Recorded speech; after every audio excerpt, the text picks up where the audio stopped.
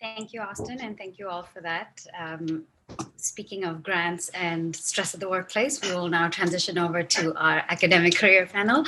My name is Vasu. I'm a scientist in the Bruneau lab, and it's really lovely to finally see and put some faces to the names that we hear about and that we see on our freezer boxes. Before we get started with introducing our career panel, I just wanted to start by really encouraging our trainees to take advantage of this really great career panel that we have here who've offered their time. Don't be shy and ask questions. Also, I wanted to highlight the fact that we have a very international career panel, just as we have a very international trainee pool. So if that's something that matters to you and that you think about when you're thinking about your career, please do take advantage of the folks who are here. So I thought we could start by just having everybody introduce themselves, just briefly. What was your sort of association with the Bruneau lab, and a very just quick introduction of your current position. I thought it might be fun to try at least roughly go in the order of the time that people have spent, or at least the chronological order of time that people started out in the lab. Pedro kind of threw me off with that timeline by saying he actually met Benoit in high school, but we're still going to use Kevin So's time in the lab as a proxy for Pedro. So we're going to start for now with Shin, if Shin is on the call already. Yeah, great. Hi, Shin. If you could just quickly introduce yourself and tell us a little bit about yourself. Yes, yeah. I'm very glad that I got invited to this event. I couldn't believe it had been 20 years that Benoit has his lab. I think I was there since maybe the 17th or 16 years ago. Well, in short, I joined Benoit's lab to start my graduate school in Canada in early 2005, and soon Benoit's lab moved to San Francisco, but I decided to stay behind because I got a stable boyfriend, and fortunately that worked out. And then I finished my. You will see him soon. He actually went to pick up the baby. Then I graduated in 2012. I'm very glad that Benoit came to attend my defense. And then in 2013. I moved to Oxford and joined Liz Robertson's lab and want to look at different aspects of development. But after a short while, I think that I'm still more interested in heart development. So I decided to make a change again. And now I'm in Paul Riley's lab. Now I have been in Paul's lab for another almost more than 5 years now. And I am having my papers during the postdocs coming out and submitted. So I am preparing for the next stage. I'm very glad that I haven't given up yet, and I'm really enjoying this career because I think the heart development is really one of the most fun thing in the world. I'm very glad that I joined in Benoit's lab at the beginning of my graduate school, knowing nothing about research yet, not much in animal development, and then just get into this fun part. So yeah, that is all my career. I'll hand it to the next one. Yeah, great. Thank you, Shin. Next, we'll move on to Han. If you could tell us a little bit about, we heard your talk already, so we know briefly your pathway here, but if you could just briefly reintroduce yourself for the group. So it's really great to see everyone here. And so I did my PhD at the University of Toronto when Benoit was there. So that's how, and then in the Peter Bax's lab, which actually more specialized for cardiac physiology and electrophysiology. That's where actually I started working on the IDEX5 study, and then I become really interested in like mouse genetics and actually development. So I joined the Dr. C.C. Hoy's lab at the Sikis Hospital, where I actually also met Shin and everyone there, and which actually gave me a lot of training in addition to physiology and then more development. So I had about 6 years of postdoc there, and then moved to got a position here at the University of Ottawa and Ottawa Heart Institute. So I'm more like research institute at the same time the university. It's kind of double stream, but it was unique system. But at the same time, so I started in 2017. Now, yeah, it's been almost like 4 years. It's still a small lab because of the pandemic. I could kind of lost like opportunity to like expand a little bit, but I think everyone's in the same situation. But I'm still enjoying this part, and then I'm happy to take any question. Also, learn something from actually people here. Great, thank you, Han. Next, we're going to move to Natalie. If you could just introduce yourself and tell us a bit. Hi everyone. Happy to see again some faces, familiar faces. So I joined the Bruneau lab in end of 2006 after my PhD for a postdoc. I stayed there for 5 years. Had a wonderful experience there with some of you here. We have lots of memories together.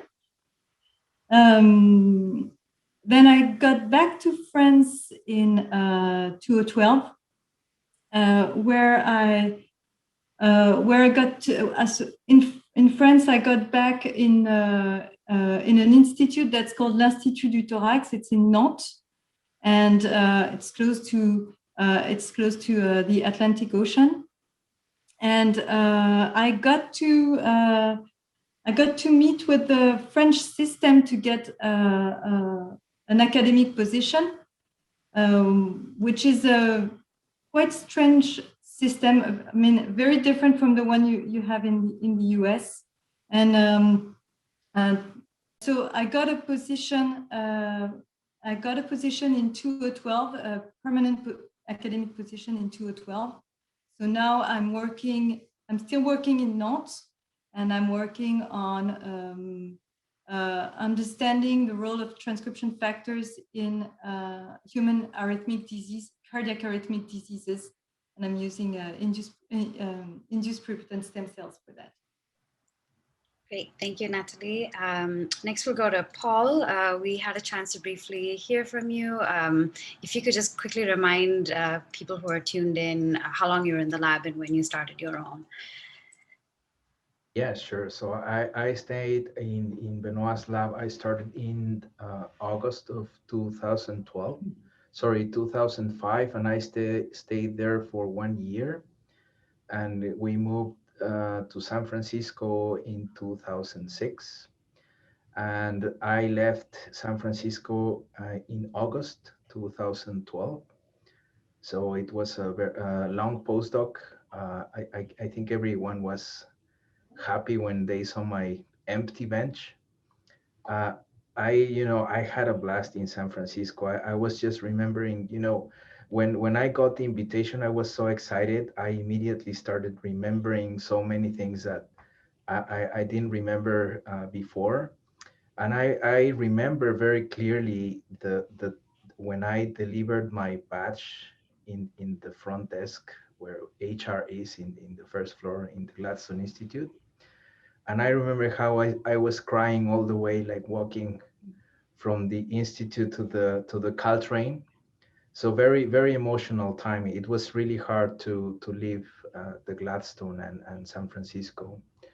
So when I finished the postdoc, I applied for many positions in the US, in Germany, in Australia. And the C-Kids was the best option that I had, and I am so happy that I was able to take that position. It was very funny because the first year I was in the McMaster building where Benoit started his lab, and I still have his hybridization oven and the bacteria incubator as well. I think one of them even has the Bruneau Lab label. I was going to take some images yesterday, but I couldn't. but that equipment is still functioning, which is, reminiscent of how far away Benoit's endeavor has come along. And how he's, present in every one of our in every of our everyday lives. Great. What the lab does, and I'm just, super stoked to be here. Great. Thank you so much, Paul. We will next have Josh. If we'll be hearing from you after the break, but if you could just tell the folks who are tuned in, just briefly when you were in the lab and when you started your own. Yeah, I started in 2008, like right after the new year. Drove through Donner Pass in a blizzard. That was an adventure. Then first day of work, I walked to work through the mission, and there was like a hurricane level of storm, and got to work, and people probably stared at me like I'm a lunatic. And it was awesome. Like the lab was still, I think Paul said earlier, it's one of the best times of my life. Absolutely. It's a great group of people and so much fun and so much creativity.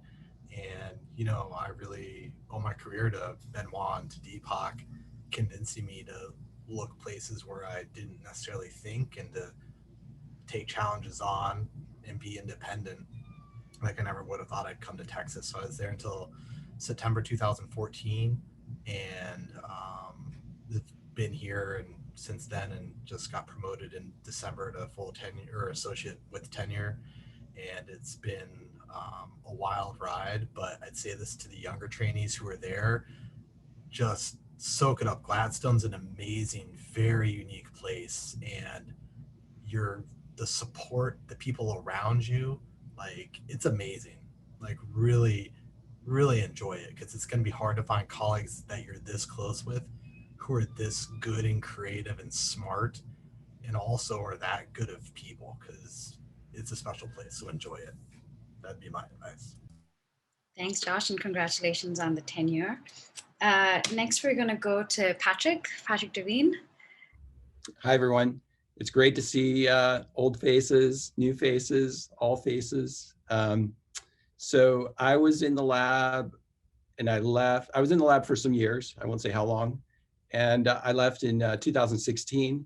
And when I left, I'm a physician scientist by training. And so when I left, I went back, didn't go far. I went across the street basically to UCSF Hospital and continued with some clinical training. And since then, I've been an assistant professor and a medical director of the genomic medicine lab and the clinical cancer genomics lab here at UCSF. So doing a lot of clinical work, but at the same time, trying to sort of maintain the research and more in sort of focused projects. So I'm happy to talk about how that sort of balance between clinical and translational projects works for people who are maybe interested in that sort of interface. Also happy to talk about, and this was perhaps something I don't think a lot of trainees were aware of, the sort of clinical laboratory scientist training track that exists. So if people are interested in getting involved and continuing their involvement in science, but in perhaps more a direct clinical role, there is this position or positions as a clinical laboratory scientist that folks can also take advantage of in any of the academic centers. So thanks for the invitation and happy to answer any questions. Thanks, Patrick. We'll definitely bring that up. That sounds like a really interesting topic to talk about. I wanted to move on to Alfred, who we all missed, but we're happy to see he's right across the street from us. Alfred, if you just want to tell folks who don't know yet, just when you were in the lab and when you started. Yes, so hi everyone. I joined Benoit's lab in 2013 after growing up and training in Paris, as you can hear. And I stayed there technically until 2019, but as you know, it's very difficult to leave Benoit, so I was actually still hanging around and doing experiments and stuff for a very long time after my official end date. After lots of sort of introspection and difficulties in figuring out what to do, I ended up taking a job at UCSF just across the street. So I do have the pleasure of seeing a lot of the Bruneaus, not as often as I would like because of COVID, of course, but hopefully more often soon enough. And then I started, so about a year and a half, 2 years ago, my own group as an assistant professor. And yeah, things have been hectic, but I guess they always are. And they're fun, challenging. And I'm following up on sort of the very fundamental chromatin biology processes that I was interested before Benoit's lab, and I really solidified my interest in during my time with Benoit. Great, thank you. And then we'll move on to Pedro, who has been associated with the lab for longer, but we poached an RA, Kevin So, from him. And so I'm using Kevin's dates in our lab to introduce you. So if you could just remind everyone, you said you interacted with Benoit back in high school, but also you said he mentored you through a different program. If you could just sort of talk about that again and just very briefly introduce yourself. Thanks. Yeah, so I'm Pedro Amira, and I'm at the University of Nevada in Reno. I grew up in Ottawa and did my PhD at Queen's University in Canada. And, you know, it was through summers in the DeBold lab that I had this connection with Benoit. And then actually I didn't see him since when I was a high school student until he gave a talk at NYU when I was at Sloan Kettering, and I had a good chat with him, just said hi and reintroduced myself. And I thought it was, I just noticed from that conversation how he seemed like a really great person to get advice from, even though we don't work on very similar things. And so when it came time for me to identify an external mentor as part of this training program, I thought of him immediately, and it was extremely beneficial relationship, and I'm really grateful for that time and I've learned so much from him over these last 6 years. So happy to be here. Thank you. Great, thank you. So again, I encourage all the trainees to please drop any questions you have in the chat box, and we'll do our best to get to it. I just kind of wanted to open up with sort of a broader question. I think it's hammered into all of us. We're all like very acutely aware of how competitive your science has to be to get into, you know, one of the positions that you guys have. But I was wondering if you could also talk to us a little bit about, other than your scientific training, what other skill sets do you think you guys need to be successful PIs that we should be paying attention to during our training now? Maybe they're soft skills, maybe they're management skills, but just things that we maybe don't think about while we're in the grind of the science. Maybe we can start with Alfred, since I see you nodding, so. No, it's funny that you're leading with that question, because I get very often asked sort of how to best prepare for the job interviews, and my answer is it's not about the science. The science will speak for itself. It really is about those soft skills that you're referring to, and I think there are many of them, and it really depends on the style and what kind of leader you kind of want to be and are interested in. I think taking some management classes and some leadership classes is very important and useful, and Gladstone and UCSF offer a bunch of them. You can also find some on Coursera or Skillshare or whatnot. And I think there are two advantages of doing this. One is to learn how to interact with other people, but another one is to kind of start a very honest conversation with yourself in terms of what you like to do, what you're good at, what you suck at. And identify what you're not necessarily good at will allow you to try to find ways to compensate for that. If you're an extrovert and you don't let other people talk, well, learn how to listen. If you're an introvert and you have difficulties interacting with maybe more extroverted trainees, how are you gonna ascertain not necessarily authority, but sort of leadership? And so I think introspection is a good skill also to initiate as you're moving forward, because it's when you're leading a team, it's not going to be just about you. It really is about the team as a whole. I'm gonna jump in on that afterwards just real quick, because Alfred, I think, hit a really good point. Is the resources that you have at Gladstone, like that management course. Oh my, look at that cutie, Natalie. Holy, oh man. Definitely take that course. Like, it does some good stuff with personality testing to really hone in on that, because as you said, that time of introspection, you're so busy at the bench, you don't always focus on how it's best to manage different personalities. I think that's something I've come to appreciate over 6 years as a PI now, is the difficulty that Benoit would have with such an eclectic group of people. Is you really have to be able to pivot to get the most out of everyone to learn how to manage them, because a one size fits all style, which I entered into this with, does not work, right? Because everybody has their own unique challenges, and you really have to become much more empathetic and understanding than I think at least I had the expectation of, right? And because everyone goes through something different. So use those resources you have and take advantage of things like Bob Maley's presentation course. I mean, that's why I got a job, right? I mean, I remember Benoit and Deepak and Dr. Maley literally sitting me down and be like, you are not going to get the job you should if you can't change your presentation style. And then also, how often can you go and give practice chalk talks to like 4 or 5 full tenured faculty and get real concentrated impact for people who have seen like 20 or 30 or 50 candidates a piece easily, right? It's like, use your resources. And I think it's a similar thing to like Mark or Jeff were saying on the non-academic panel, is let people know that this is what you want to do, and then they'll be more invested in trying to help you navigate that choices, whether it's breakfast with the visiting speaker, which is what I think Deepak actually did for me with Jim Martin from Baylor. And like one conversation can really spur those things. And then Benoit picks up the phone and, you know, they need to know. So it's like that Jerry Maguire, help me, help you kind of thing. So be vocal about it and get help from your colleagues, from, you know, this like structure there, and really take advantage of it.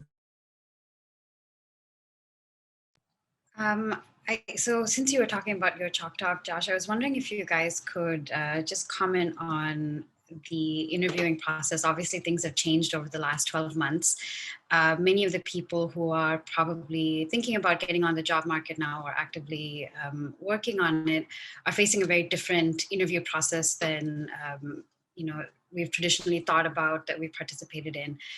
What should people be doing now to really distinguish themselves when we don't have this opportunity for in-person networking as much as we did before?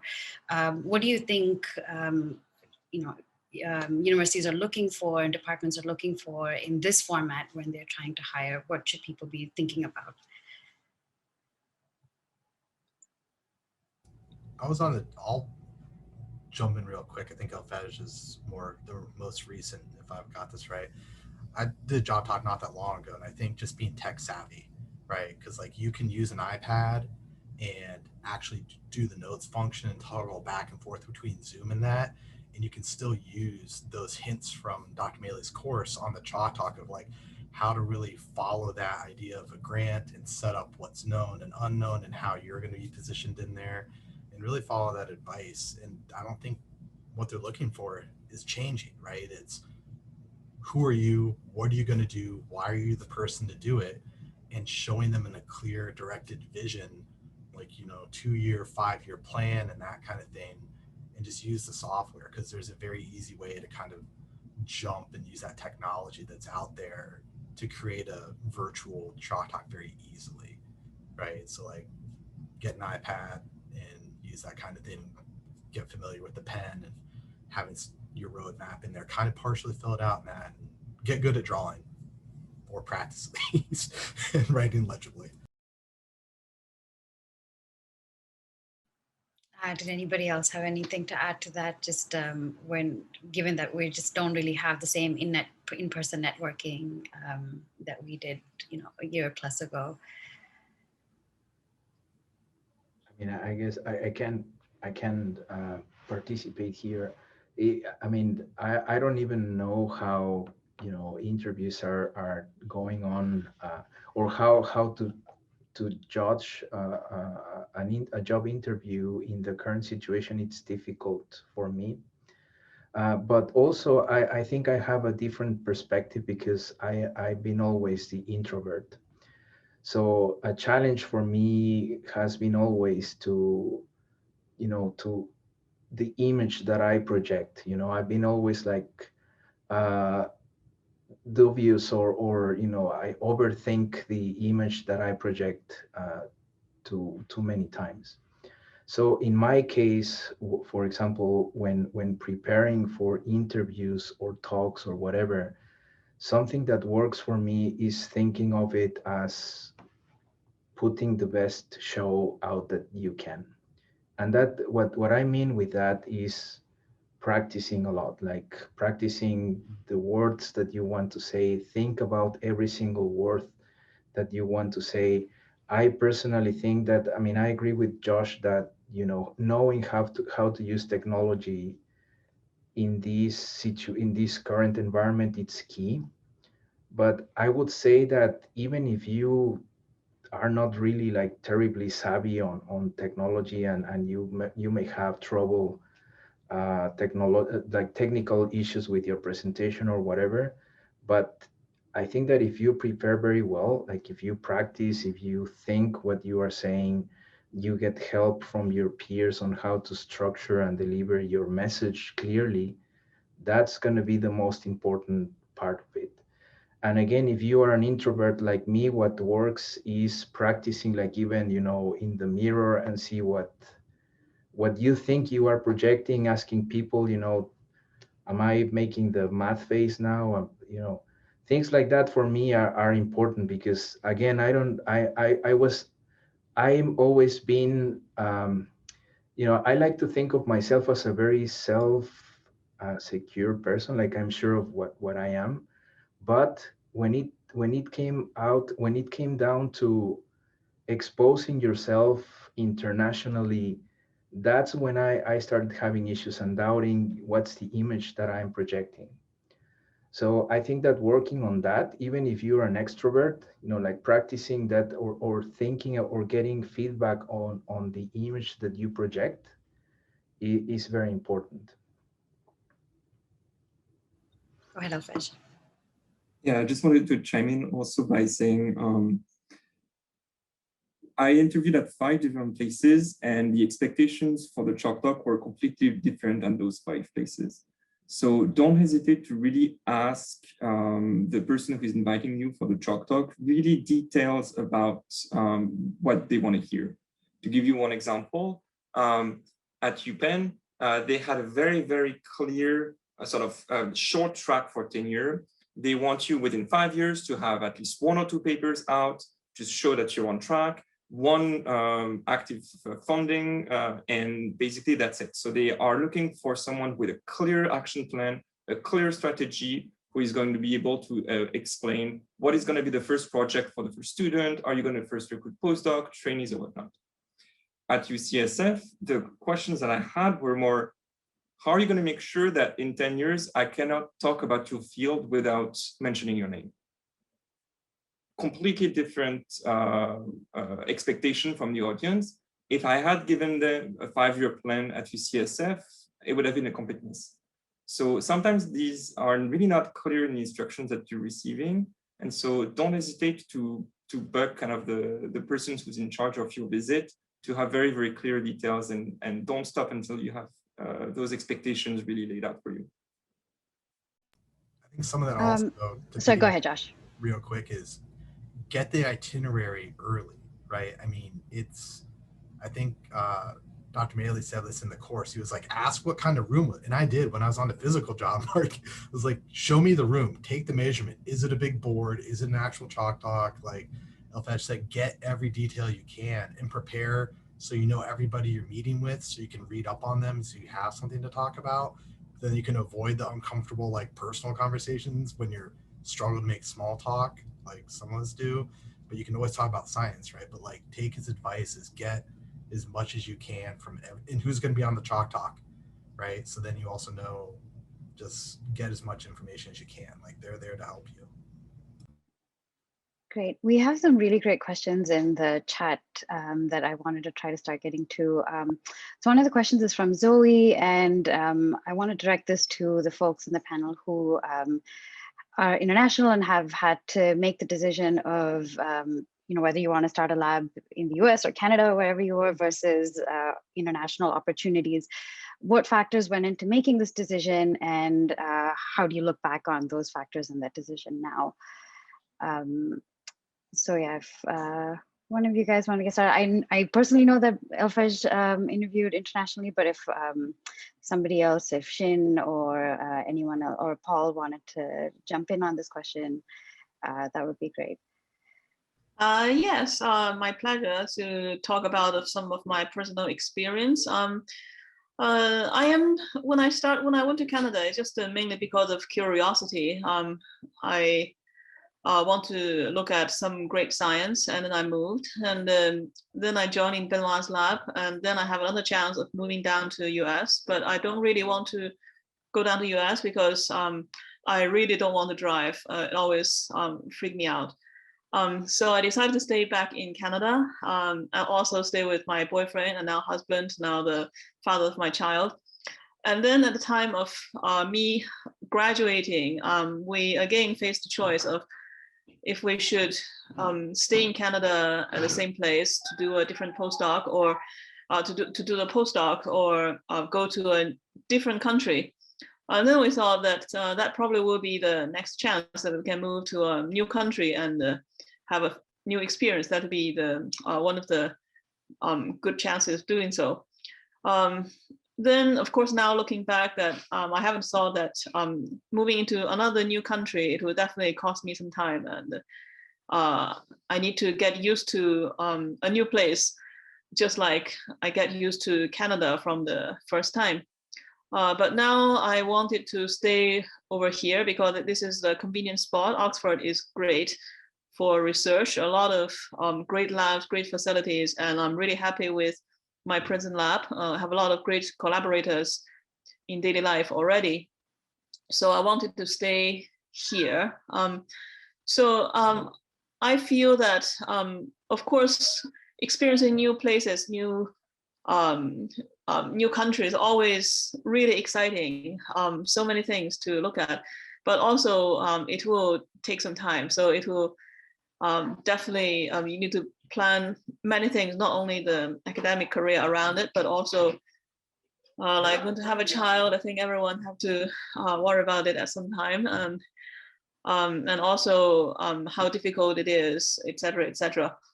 So far, I haven't made it yet, but I feel like almost there. But I do like the experience, because after changing the place a couple of times, I feel that I feel like I can see the common thing between between the academic research career in different countries, and then I feel I can grab it better. So I'm still working on it, but I do really like the experience of me back in Canada and here in UK. And I'm really looking forward to it. And I think if you are curious about a new place, you should try it. Natalie, Paul, Han, did you guys have something to add to that? Maybe I can participate to that question. So the reason why I got back to France for after my postdoc was personal reasons. My husband was an architect, and so to get his own firm, he had to be back in France. So that's why we moved back. But now, looking back, I realized that I was not really aware about the difficulties to get a permanent position academic position in France.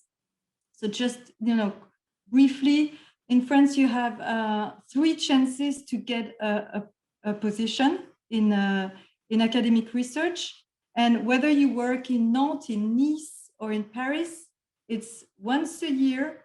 It's at the same place for everyone. Everyone comes to Paris, and it's a competition. And for cardiovascular research, for example, there's on my year, there was only 3 positions for the whole France. So it's because you do not apply to a position, to a lab, but you apply to a governmental organization. So I think if you, now, I got the position, so I got really lucky. And I have to say that the fact that I did my postdoc in Benoit Bruneau, Benoit's lab, was actually a very hugely helped for that. But I think if you think of moving moving internationally to get a position, so abroad, I would really look into how things are done there and how difficult it can be. What are your chances, and whether your CV actually can help you make it or not. Maybe I can also add a little bit of experience that I had. So I did my undergrad in Korea and came to Canada for grad school. So after my postdoc in Canada, so I was thinking about, okay, going back to my home country and where my parents and all the relatives there. So actually I interviewed there. I actually had a chance to interview a couple of in Korea and also Hong Kong, and which was great.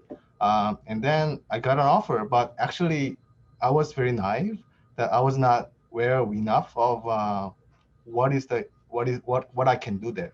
So obviously there's a pros and cons, and then actually, oh, did I really want to actually move to Korea or Hong Kong? And then, which was tough decision, but I actually ended up, okay, I'm gonna try back in North America. So that's how I changed it, mainly because of science that I want to achieve. Of course, I'm saying that the Korea or Hong Kong is not a best environment, but there are some different balances and the familiarity and that like a grant system and everything are very different there. And then also I built my network, or let's say academic network, more in North America, which actually I found that I feel more comfortable, or actually have a more potential technically. That's how I actually experienced and landed here. So I think it depends on the person's needs and opportunity, but that's how what I learned from there. Yeah. Patrick, I was wondering if you could just elaborate a bit more on the position that you were talking about. Natalie also described kind of like a slightly different mechanism by which she has her position, and I was wondering if you could talk a bit more about yours as well. Sure. I'm going to go back, and I know there's a couple of questions about what skills would you want. I would also say one really important thing that I've learned is to seek out honest feedback from people, from all people at all different levels, like above and below you, and to listen carefully to that feedback. That's been really important in like my role as like, in sort of directing the sort of clinical labs. There's a lot of, different people involved, and, it's important to listen to that feedback and respond to it. So, but just in terms of the different clinical paths, so there is this position which is referred to as a clinical laboratory scientist. And so these are, most of the time PhD level scientists who basically, they've chosen that they want to work in an academic clinical lab as opposed to a commercial laboratory. What that means sort of functionally is that they have to go through essentially kind of like an internship or sort of apprenticeship program for about a year and a half. And then they have this license that allows them to work in any academic lab. What are the sort of benefits to that? Well, there's sort of a stability to that. There's the ability that you can go and work in any academic lab. You can work in commercial labs as well. Individuals with the CLS license or clinical laboratory scientist license are highly sought after. So it's a very attractive, certification to have. I've been thinking that it would be perhaps a really nice option for, individuals who are going through their PhD to have this as potentially, at some point during their PhD, if they decide, I want to go and work in a clinical lab because I want to do something that's maybe a little bit closer to, working with the patient, to have this sort of something they could do at the same time they're finishing up their PhD, to do this sort of apprenticeship, to get that license, because I think that would certainly make them very attractive for many other types of positions. Now, what you end up doing is not running your own group. You basically are, most of the time sort of doing assays in a lab. But there's opportunity for advancement. You know, you can become a supervisor for like a section within the lab. So you're going to be managing, you know, 5 to 10 individuals who are all doing assays within the clinical lab. So it's an entry point into a position which I think not a lot of people are aware of. The other thing is that there are more formal training programs that are now 2 years, where you essentially are now certified, you know, again, for mostly PhD level, but also postdoc level individuals to direct laboratories. So you can be a laboratory director for cytogenetics, for molecular diagnostics, for microbiology, whatever your interest is. And again, this comes with sort of the management as well as the sort of hands-on wet lab kind of experience. So lots of, I think, opportunities that weren't immediately obvious to me as I was going through, you know, my PhD and then eventually my postdoc training. That, you know, it's another area that potentially people could get into. That's great, thank you.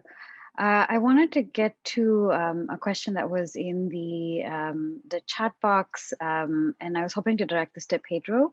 The question is, for those of us who are still fairly early in our research careers, what was your process for finding a research topic that you felt you could make an impact on? And I know since you had the experience being mentored by Benoit as well, what are some key pieces of advice that helped you kind of formulate that along the way? So you mean choosing a research topic as an independent PI? Yeah, I think you can separate this in 2 groups. One is what you want to present to your future department on what you're going to do. And 2 is the reality, which I think is completely different, to tell you the truth. If as a new PI, really, I felt I had to just try a few things. None were complete jumps from what I was doing. But, you know, I tried 3 or 4 things, and a couple stuck and a couple didn't stick.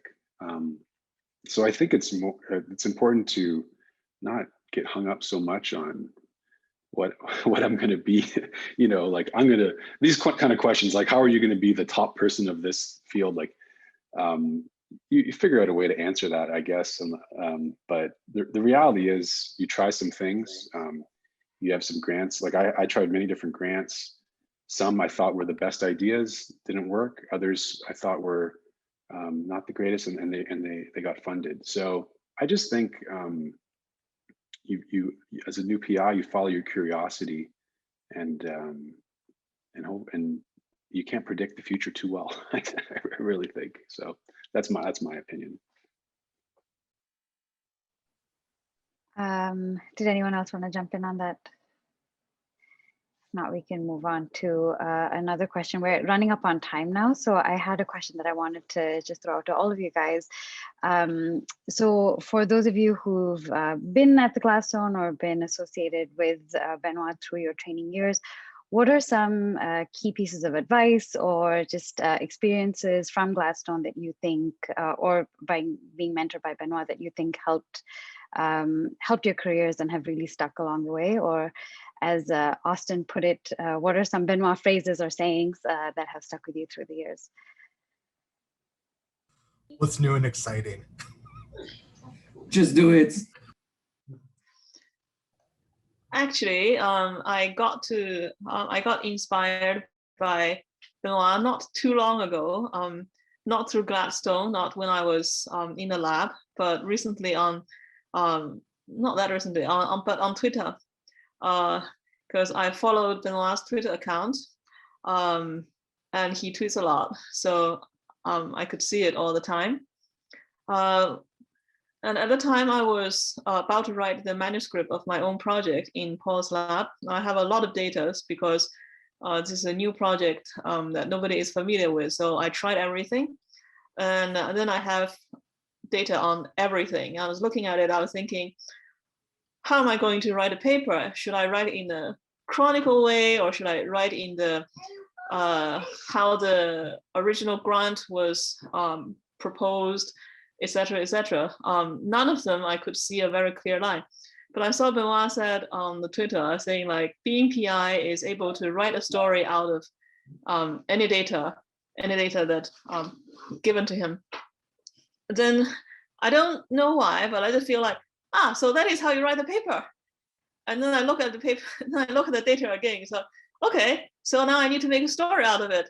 And I can do that. And I made a story out of it and wrote a manuscript and submitted it. And now just resubmit it again. So just to feel like from that moment, I know that, okay, so you don't need to talk about the data in the sequence that you did it. You don't need to write it in a way that the original proposal is written. You can actually have the level of freedom of reorganizing it and retelling and try to retell a story. So yeah, I'm very happy that I got to learn that, just like that. I can jump in. I have a few of those, and I guess that reflects my training path with Benoit. One that I remember like very well, and I actually use it very often, is do it once, do it right. And the follow-up is you don't want half-assed experiments in your record. So do it once, do it right. It's probably the one that stuck the most. And also something that I remember very clearly, I remember one time I had the opportunity to give the weekly seminar in the auditorium, and Bob Mali made ask me something that I threw me off. I couldn't answer very well. And, after the seminar, Benoit was very vocal, telling me how or why you can't answer questions like that. You have to be mindful on how you address the question, listen to what people really want to know, and answer specifically to what you have been asked. And so that made me think a lot of so how you answer questions, how you handle questions is very, very important. And that brings me to one of the something that Benoit mentioned in the chat, is to relive one story that one question that I got asked when I was interviewing for the position here at SickKids. This was one senior investigator who had his common goings with Benoit when he was here. And the first question that I got after I finished my presentation was, how did you manage to survive in Benoit's lab? So I was definitively expecting to get that question, but it really threw me off. So that was one example where I had to put in practice Benoit's advice on, okay, think about the question, take a second on how you are going to answer it, and how do I do that with this question? So I had to, first of all, leave emotion aside, and then just focus on the positive. I did survive as I would survive in any other lab in which the expectations are high and the quality standards are very high. So when you get questions like that which are difficult to answer, I guess the advice would be focus on the positive, and that I think that's a good advice. So that's advice that I have to thank Benoit for being, that has been helpful in many occasions. Well, thanks for sharing that, and thanks, Benoit, for rekindling that story. I think we have a hard stop right now, so I'm going to hand it back off to Nicole. I think, is Benoit trying to add something? Yeah, I just wanted to say that I purposely brought that up for Paul to address, because you rarely hear, unless somebody's maybe overly honest, sort of the bad mentoring that that you might get. And I got to say, across my career, I learned probably as much from what I perceived as errors and poor mentoring from my own mentors, as I did from you know, from the good aspects of things. So you know, I've certainly learned along the way. I'm a very different mentor than I was at the beginning or in the middle, and I learned that from those kinds of experiences. And so I hope all of you have learned, you know, not just some things that you want to emulate, but things where you say, oh, I'm going to make sure I don't do that, and when I'm a PI, and I don't want to hear what they are. But you know, I don't, you know, there's no, as we said at the beginning, there's no perfect way of mentoring. And Josh said, you know, it's not one size fits all. You have to adapt for each individual. And that's really hard to do. It's one of the hardest things to do. So I'm glad everybody's smiling on this call. Well, thanks everyone again. We just want to thank all the panelists from both the career panels. I think it's a real testament to the training and environment in Benoit's lab that we have alum of so many different career paths. So thank you guys again for your time, and I'm going to hand it off to Nicole.